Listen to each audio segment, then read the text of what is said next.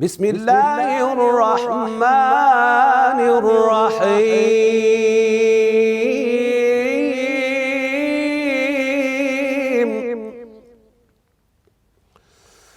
إن هذا القرآن يهدي للتي هي أقوم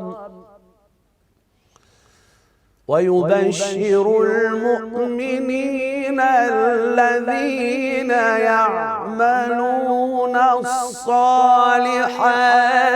أن لهم أجرا كبيرا.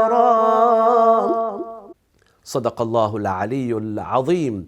Assalamu alaikum wa rahmatullahi wa barakatuh, dear viewers, sisters and brothers, and especially the kindest viewers of the Noor Islamic Education. I take this opportunity to ask Allah subhanahu wa ta'ala to accept your prayers, your fasting, and as well the prayers and fasting of us.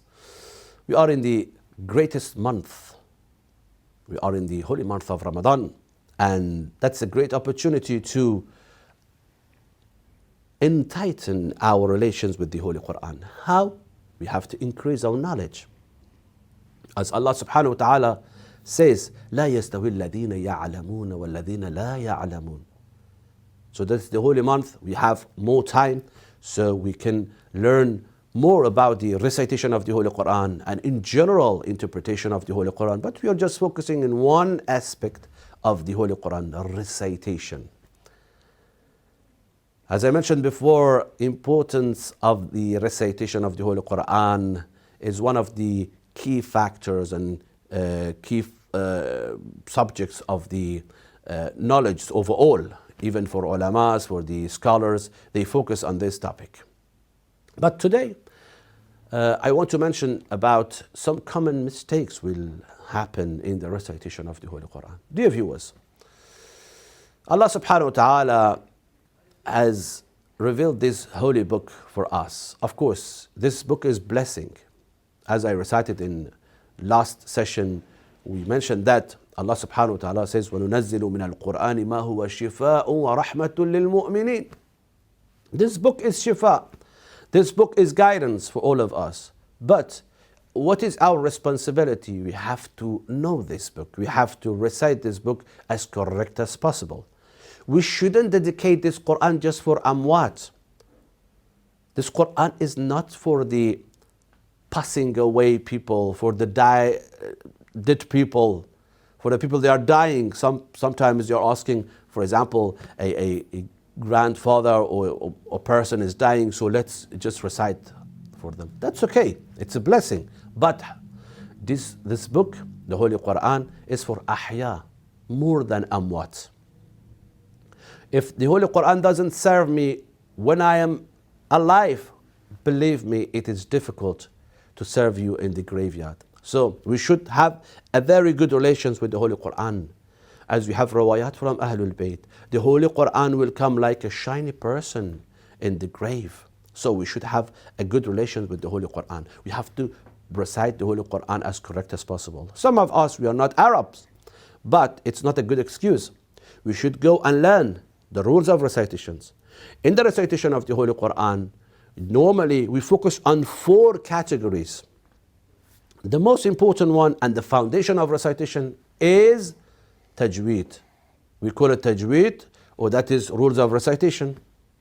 That is a foundation. If you want to build a house, a building, or a project, so you focus on the foundation. The foundation of the Holy Quran and the recitation is tajweed. So we should recite the words of Allah subhanahu wa ta'ala correct as possible.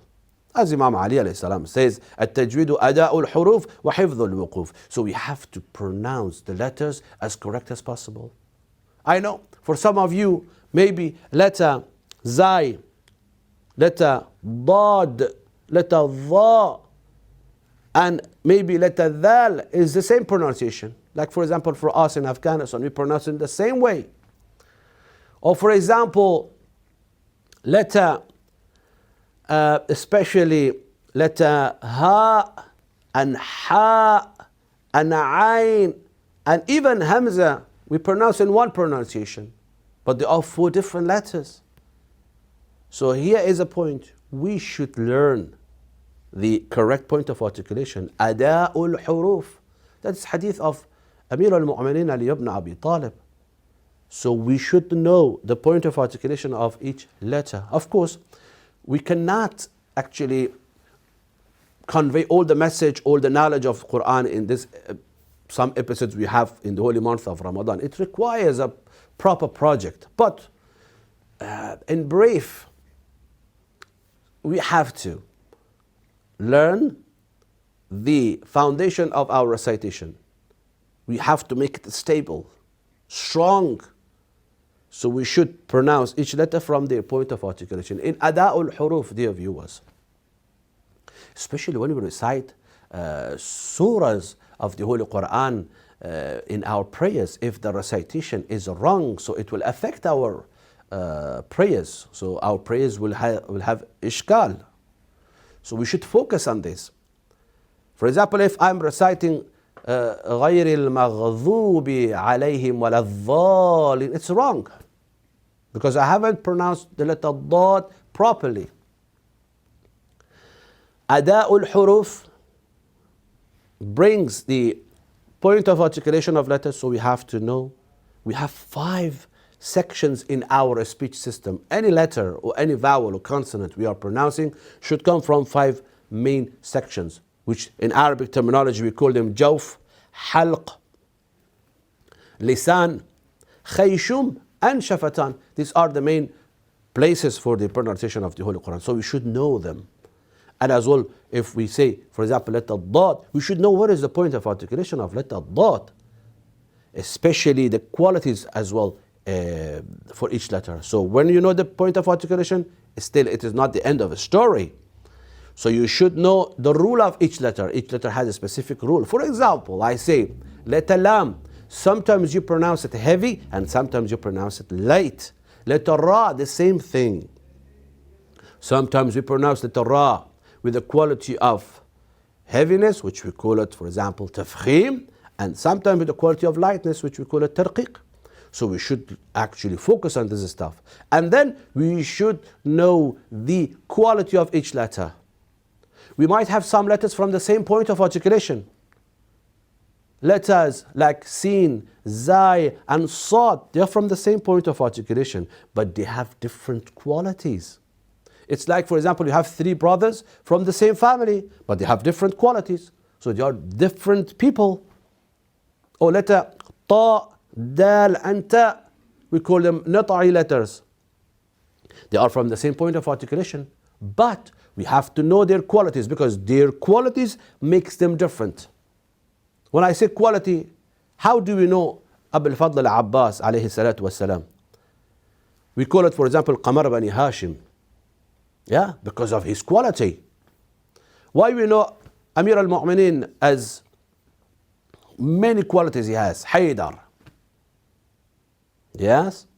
وكرار لست بالفرار. يا أمير المؤمنين أنت الكرار لست بالفرار. So this is the quality of Amir al-Mu'minin. The same thing, each letter has quality. For example, letter ضاد. At least each letter in Arabic language should have 5 main qualities, and including these 5 main qualities, they have other qualities. Like letter ضاد, it has the quality of istitala, which means lengthening. So the sound starts from here, and while it's just like jumping, coming down until the tongue touches the actually upper gum. When you say في السماوات والأرض أرض, letter ضاد. Or for example, letter صاد, letter طا, we have to pronounce them as correct as possible. So these are the, we are focusing on the foundation of our recitation, which is the rules of recitation. We call it tajweed. And inshallah, in other sessions, we will focus on the other subjects, like we call it the voice. Voice is very important, and as well melodies, which we call it, in Arabic terminology, we use as well lahan, or as well we call it maqamat. And as well, another point which is very important as well in the recitation of the Holy Quran is the waqf and ibtida, which we will, inshallah, focus on those as well.